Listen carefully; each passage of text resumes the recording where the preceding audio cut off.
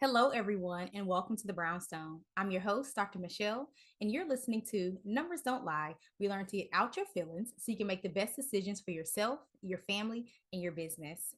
I am super excited today. I'm always excited, but I feel like each episode is really good, really informative, gives you something to really help you make better decisions for yourself, your family, and your business. That's why I love saying that because that is the power of data. A lot of times we get caught up in the numbers, but it's not just numbers. These are pieces of information to help you become better and make better decisions. And so today is no different. We're going to be focusing on breastfeeding. So August is a great month. It's my birthday month. But also it houses National Breastfeeding Month. The first week of August is World Breastfeeding Week. And then I believe the last week in August is Black Breastfeeding Week. So it's all about breastfeeding this month. And you're going to hear all about why this is important because some people may be like, who cares? I'm not pregnant. I don't want to have children. Or whatever we want to say is nasty. I don't like when people do it in public. There's so many different things that we hear and see about breastfeeding, but we're going to really get into the real of it. We're going to talk data about it. We're going to be talking to professionals. So I have a panel. It's not just me. Two professionals where this is what they do in their real life, and every single one of them are mothers that have initiated breastfeeding for their own children.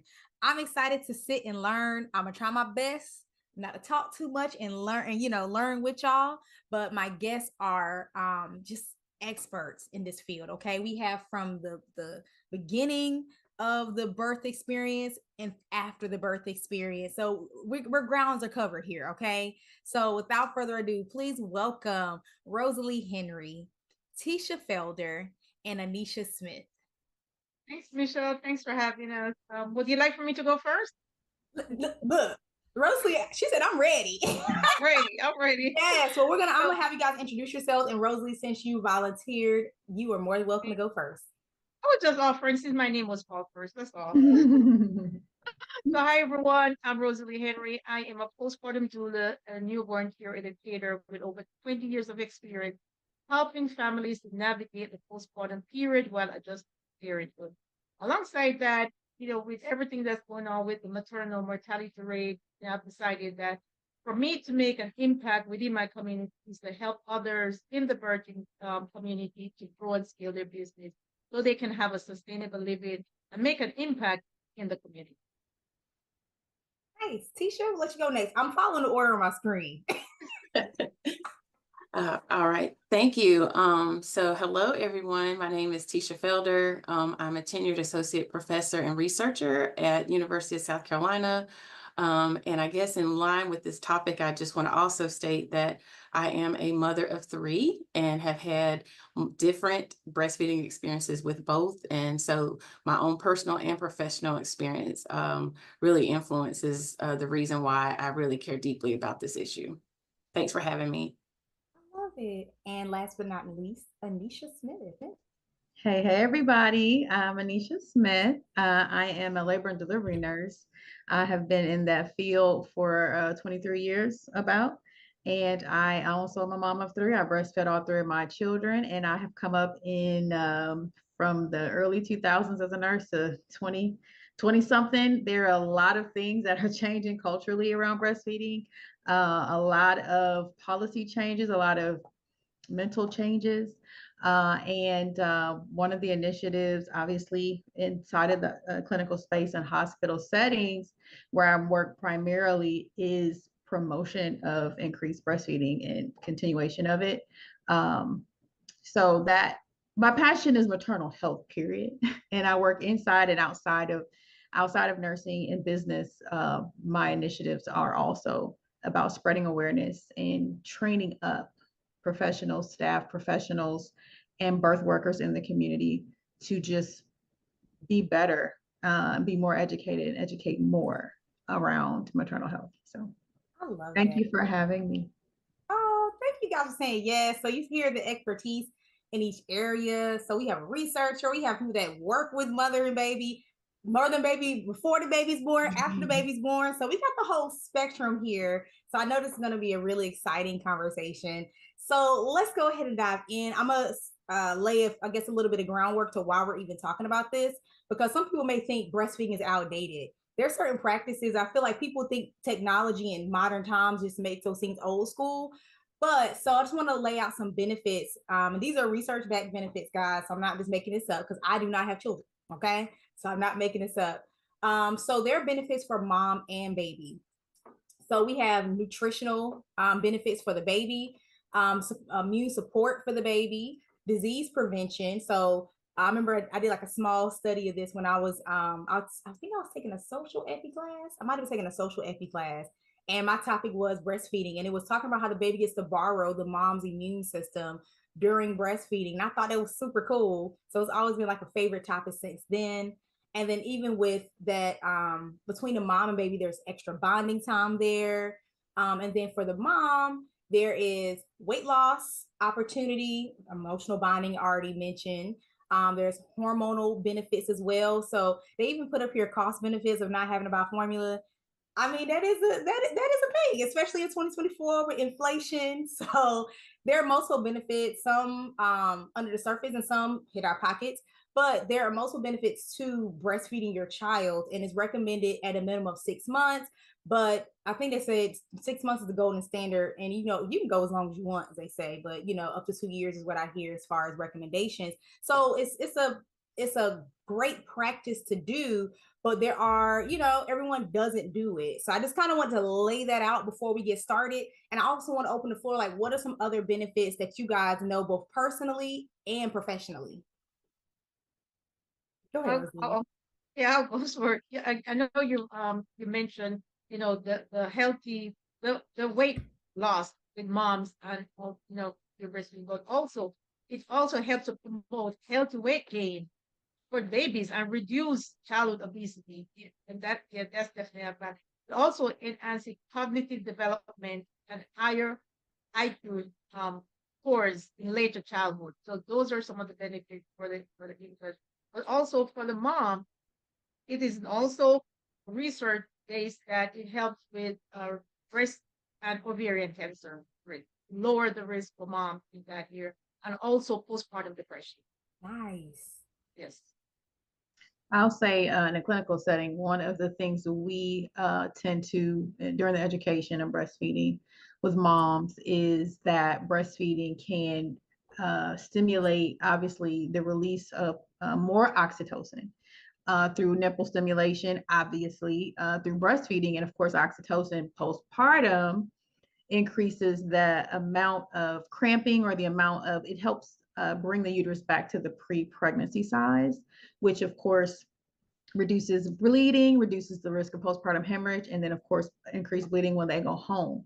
So these are all things that we clinically prepare. There's several tree branches and ways you can address them, but like naturally, breastfeeding helps with a lot of prevention, just prevention, like you said, all the way around.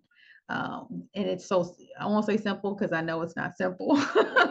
I will say it is it's a singular answer. I'll say that it is a one-stop shop as far as the benefits go. I love that one-stop shop. I just want to add to what you all have shared.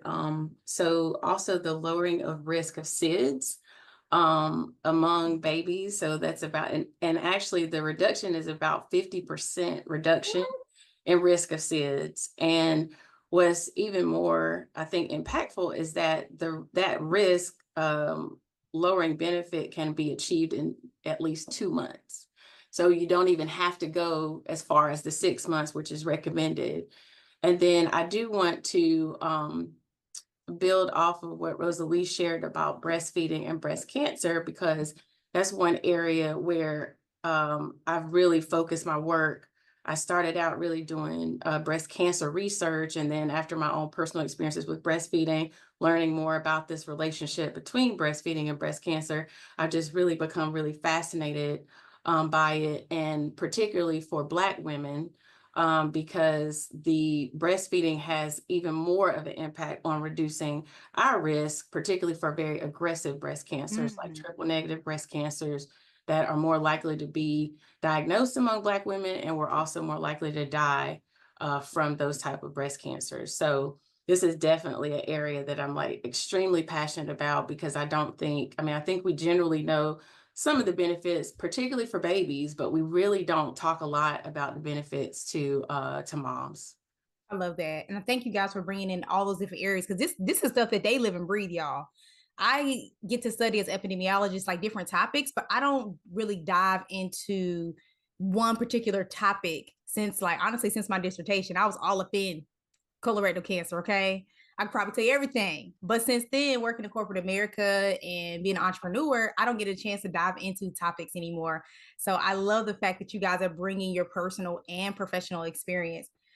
So now that we have the foundation laid, because believe it or not, like even though we kind of know this being in public health and then you guys working so closely with mother and baby, it's very common knowledge to us, but you'll be surprised that, you know, how many people don't know the benefits because when you compare the United States to other countries, the United States actually has a lower initiation rate as well as a longevity. So we're developed nations. Even when you compare us to other developed nations, we're behind. We're kind of behind in health in general.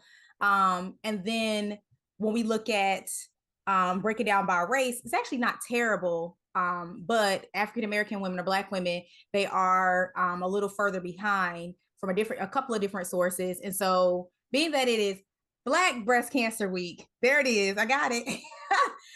This deserves some attention as well. So we know the benefits. We hear these numbers, but what are some challenges to explain, like why we're not at like 90+%? You know what I mean? Did you know that data-driven organizations were 19 times more profitable? 19. You heard me right. Perhaps you're asking, what is data-driven and how do I become one of those organizations? I'm so glad you asked. I want you to go take a quiz. It's a simple, quick quiz to help you assess if you are in fact one of those organizations. Head over to mogulbeginnings.com/data into dollars quiz now. That's mogulbeginnings.com. You can just go to mogulbeginnings.com and it'll show you the data into dollars quiz. Take it now. You'll see if you're on your way to 19xing your profitability. You're listening to Numbers Don't Lie on KCCR Cityscape. We hope you're enjoying the tunes and all the jams. Make sure you visit our website over at brownstoneworldwide.com to learn about all things Brownstone. You can check out Brownstone Living Magazine and all the great things that we have on the website, as well as the shop. You just got to head over to the website, brownstoneworldwide.com. Keeping it locked to KCCR Radio, my station, the Brownstone Center. And don't forget, no matter where you go, there we are. For me, I think one number one thing is the lack of support and guidance in the early week. And this is something I always push when, not say push, but encourage my clients when I first meet with them, during consultation, pre-birth. Establish a relationship with a lactation consultant, right? Because no matter how much of a perfect birth plan, postpartum plan you have, things can happen. So having that relationship with a lactation consultant before you even have the baby helps, because now you know who you'll be calling, right? You're not going to be like somebody like, okay, who do I call? What do I do? You already established that relationship, which is so important. Also, think about what your workplace challenges may be, right? Do you have a proper place to breastfeed with, to pump when you get back to work? How are you going to store your milk? So those are things that we have to make sure that, our workplace is ready for us to get back to work. And culturally, also, there's so much misinformation out there about, breastfeeding versus formula. I've had clients when I met them tell me they're not going to breastfeed because, they want to make sure that their boobs stay, place. So it's less like, wow, so it's all information, education. We need to have more and have it readily accessible to everyone. I did want to chime in on that, Rosalie, because I remember being a student when I was getting my PhD, and my advisor, when I started, she was actually pregnant. And very soon after I got there, when the school year started, she had her baby, but she came back. And one thing I noticed was that she had a door. Like she had her own office. I think she might even had a mini fridge. And I was like, that's actually a privilege that some corporate, not even all, but some corporate women get, is that they have a door to pump, because under the Affordable Care Act, there's supposed to be a designated place to pump. at all workplaces. Now, I don't know what it looks Not like. the bathroom, not the bathroom. And that's not the bathroom. Thank you for Right. the clarification, because it's not supposed to be the bathroom. So I don't know what it looks like in 2024, but that was one thing when I say I would never forget that she was able to come back to work because she could close the door. And so it was still an option for her to continue to breastfeed as opposed to those that work in the service-based industry or something like that, you know? No, it's like, and that it should be across the board. But if you think about someone who's working like maybe a restaurant, or like a fast food place, or we just need to normalize breastfeeding and make sure that we provide the resource for mom to be able to breastfeed comfortably or and be ready to want to go back. So I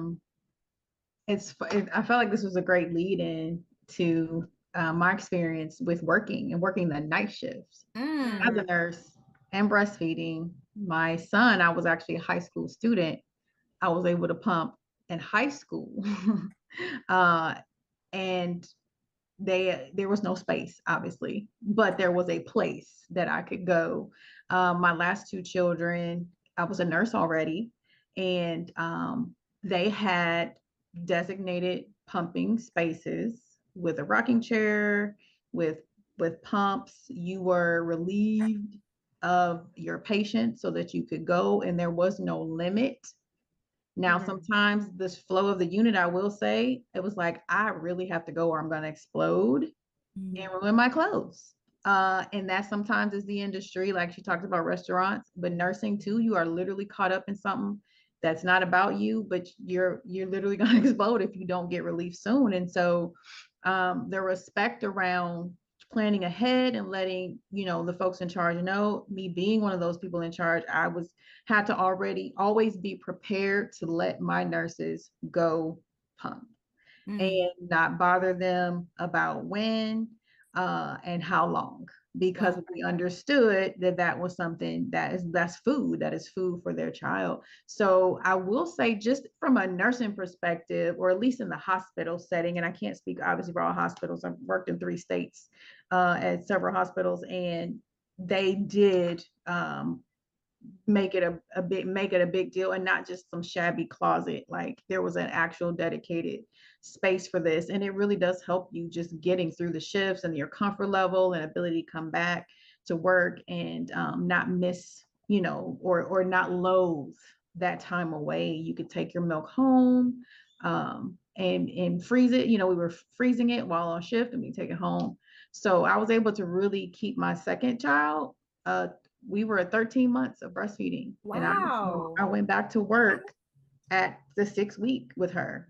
She's now 19, but she got 13 months and I worked. And so it is possible. It is possible. Absolutely. And she was the hardest person. It was a 3 weeks of trying with her before she even got to really fully latch. So like, I can tell you stories about, like, it's a thing, and it is not always an instantaneous thing, but you absolutely cannot give up on that if that is what you want to do. So I just wanted to chime in on that because yes, Rosalie, we have to normalize.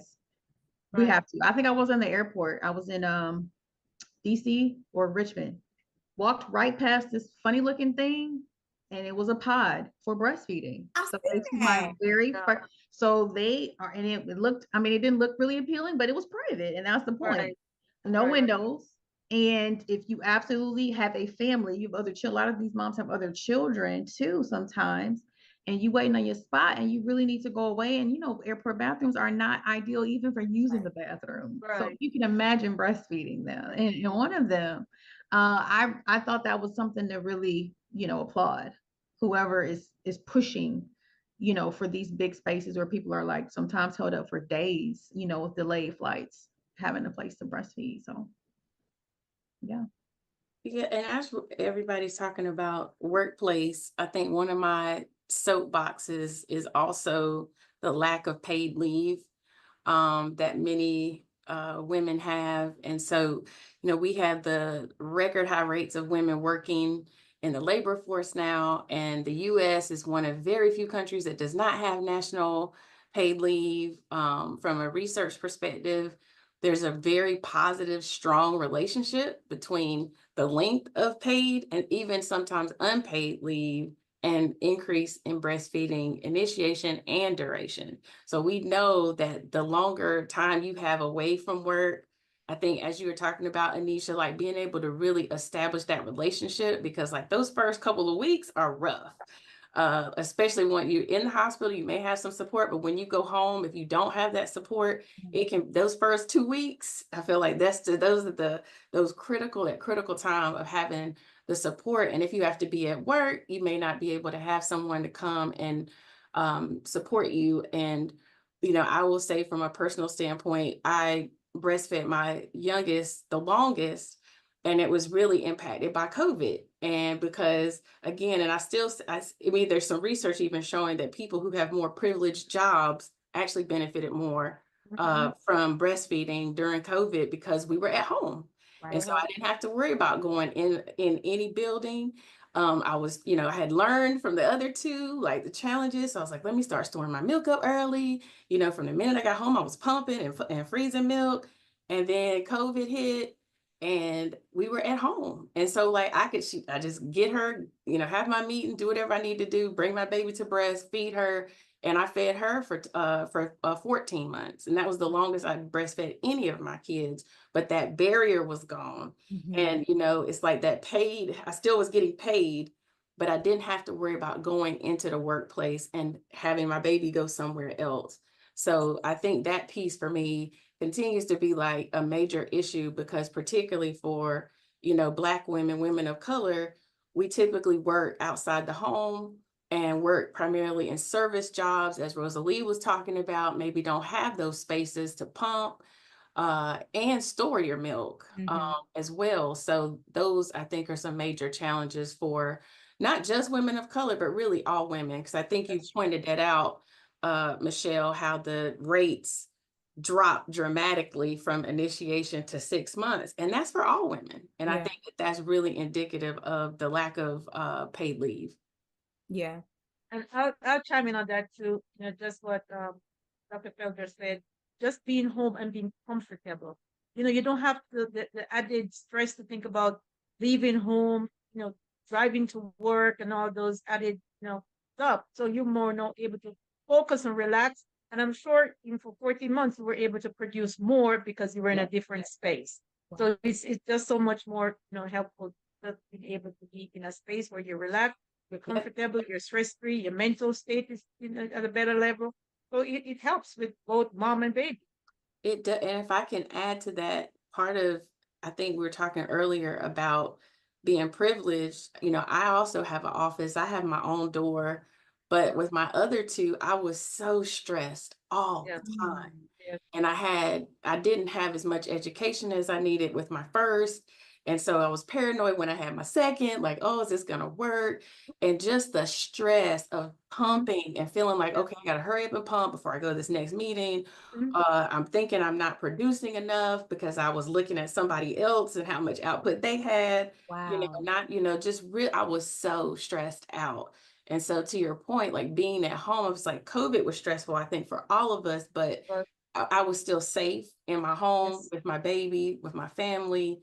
And the stress level was like almost non-existent in terms of my breastfeeding experience. So you're spot on with that. Like the stress can be very real. Because like even you're pumping, then you're still in the back of your mind, you're at work. So now you're still watching the clock. Even if you're subconsciously doing it, you're still on the clock. So your body cannot relax as much as your home.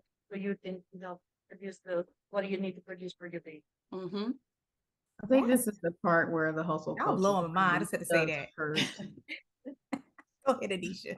No, I just said sometimes this hustle culture, this American culture of hustling and doing whatever it takes for however long it takes, whatever that looks like in whatever industry, is harmful, is damaging. You add vanity to it. Vanity is one of the metrics I've seen make a huge kind of like incline over my personal years and I say vanity, I mean surgeries and things where the mom gets pregnant after, perhaps some sort of cosmetic surgery or breast surgery or whatever, and her husband is a second or third husband, and the priorities of breastfeeding but those kids are not the priorities.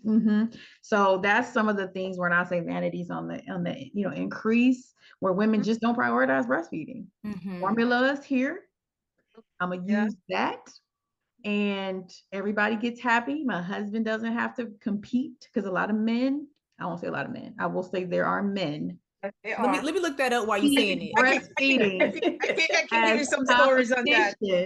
I don't want to put a statistical, because it is social, but I see this through I've seen the shudders of a woman who thinks breastfeeding is gross.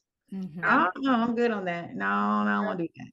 So, a lot of that education, like you almost have to stop what you're doing. Okay, so before you say ew one more time, let me just explain what you are bypassing. And I'll even just say, just do it for 2 weeks. Just get the colostrum in. And then I'll explain about the importance of colostrum and why, if you do nothing else, do that. If you can get it, out, if you can get it onto a spoon or to a syringe, do that. And another one thing I'll say before I stop is, I work for a hospital system that is kind of very forward thinking. And so, I had never previously worked at a place where lactation was available 24/7. So if you delivered your baby at night, you had to wait for lactation to come on in that next morning, which means if you had a difficult child, if you had a baby that, like the nurses are busy, the labor nurse, the postpartum nurse probably can't give you that level of attention and education, specifically in lactation, that you would get with a consultant on in-house. But I don't know if it's everywhere, but I can tell you that a lot of moms feel way more confident when the lactation is rounding on postpartum and labor and delivery, and seeing those moms like shortly after birth, within the first 2 hours after birth, they're showing up and talking with them. And I can actually hand that off as a nurse and say, if you got any specific questions, lactation is in-house 24/7. So somebody's coming to see you. That really does increase the unless she's a pro, obviously if she's a pro, but for the ones who have trouble and who have issues, 24/7 lactation is huge. It's a huge benefit in those first few days. This has been a very educational session for myself. So I appreciate, again, like your perspectives from your professional side as well as your personal experience. And I hope that the listeners were able to take something in for themselves or even for their family and friends, because like you said, we just don't know. You don't know what you don't know. And once motherhood starts, it's like you in it, like you don't get no days off. So it can be too late to try to start learning once the baby is here. So I totally hear that. Just our society as a whole has to do better with just prevention and forward thinking and being proactive, as opposed to reactive. And that's in all areas of our health. And this is one of those areas because it affects mom and baby. So that's 2 generations that can be impacted. You get a 2-for-1 special, y'all. I mean, why wouldn't you? Again, I'm very grateful for each of you. And before we go, how can our listeners reach out to you? And remember, some people are listening, so they can't see us. So if you need to spell anything out, go ahead and spell it. We'll start with you, Anisha. So you can reach me, Anisha Smith. I'm in a few places, but in this space, I talk the most about it on LinkedIn. So Anisha Smith, RNC, you'll see me in blue.